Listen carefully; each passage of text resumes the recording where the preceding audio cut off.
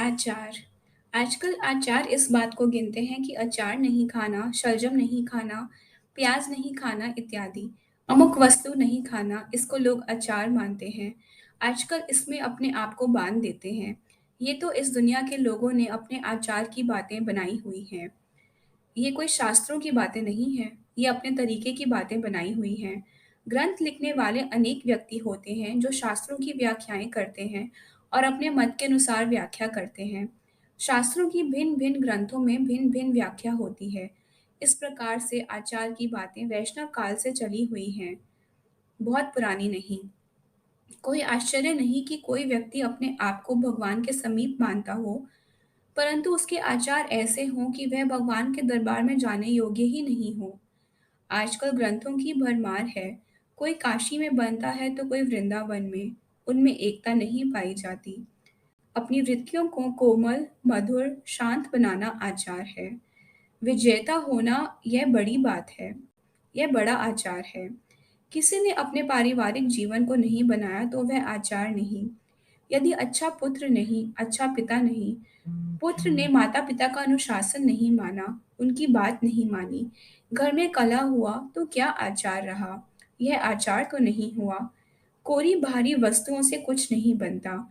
यदि कोई कुरूप हो और अपने मुंह पर कुछ भी लगाए तो वह सुंदर नहीं हो सकता। कुरूप ऊपर की वस्तुओं से ठीक नहीं हो सकता। ऐसे ही बाहर से दुराचार ढका नहीं जा सकता।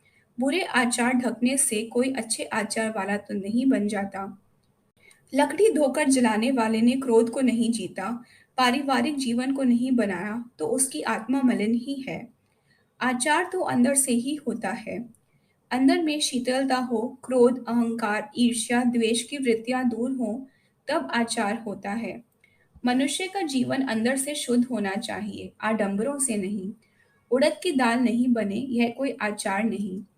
वह युग बीत गया, किसी समय यह बात होगी। अपने पारिवारिक जीवन को अच्छा स्वरूप देना चाहिए। कोमलता, मधुरता पैदा होनी चाहिए। इस दृष्टि से मनन करके देखोगे तो स्वरूप का पता लगेगा। आचार तो परंपरा से चला गया है। जिसका आचार नहीं उसका धर्म कौन माने?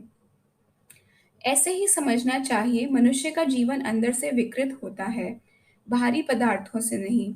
कोई मंत्री बन गया और वह यह चलाए कि उसके राज्य में दाल नहीं बने, तो यह कोई आचार नहीं।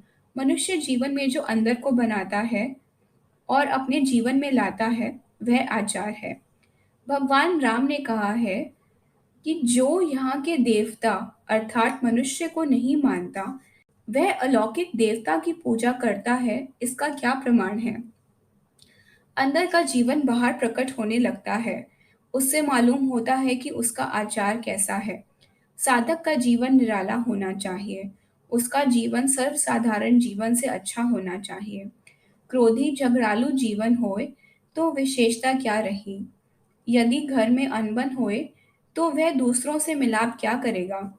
यदि अपनी संतति उसके अनुकूल नहीं तो वह दूसरों का क्या सुधार करेगा?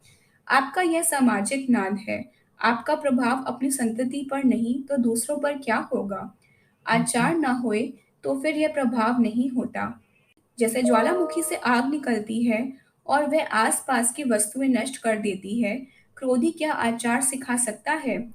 साधक के जीवन का प्रभाव उसके बंधुओं पर, उसके परिवार के लोगों पर होना चाहिए। मनुष्य को वृत्तियों का पूर्ण विजयी होना चाहिए। अभिमान को जीतना हो तो सेवा करके विजय प्राप्त करें। जिस प्रकार अपने बच्चे की सफाई करते हैं, वैसे ही हरिजनों के बच्चों की अपने हाथ से सफाई करने से छुआछूत का भाव नहीं रहता।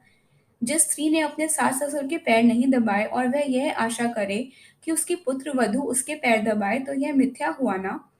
उसने अहंकार को क्या जीता? यह तो गुलाब के पेड़ में कीट पैदा हुआ। लोगों ने अहम को जीतने के लिए सेवा का बड़ा कार्य किया। लोगों की जूतियां तक साफ की, संगठन पैदा किया, दूसरे देश वालों ने भी सेवा की। प्रेमनाथ मेरे पास एक अमेरिकन महिला को लाए। उसका रहन सहन सादा, आचार व्यवहार अच्छा। थोड़े ही दिन में उसने यहाँ की भाषा सीख ली और उसने मुझसे हिंदी में ही बातें की जैसे यहाँ लोग करते हैं। कपड़े भी धोती पहनती थी। उसने बताया कि उसके पास दो धोती हैं, दो जोड़ी कपड़े हैं, इससे अधिक नहीं। एक जोड़ा धो दिया और एक जोड़ा पहन लिया, खाना भी साधारण खाती। तो उसने भी भारत में ग्रामों में बहुत सुधार का काम लोगों के साथ रहकर, धूप में, वर्षा में परिश्रम करके किया। यह है सेवा आचार।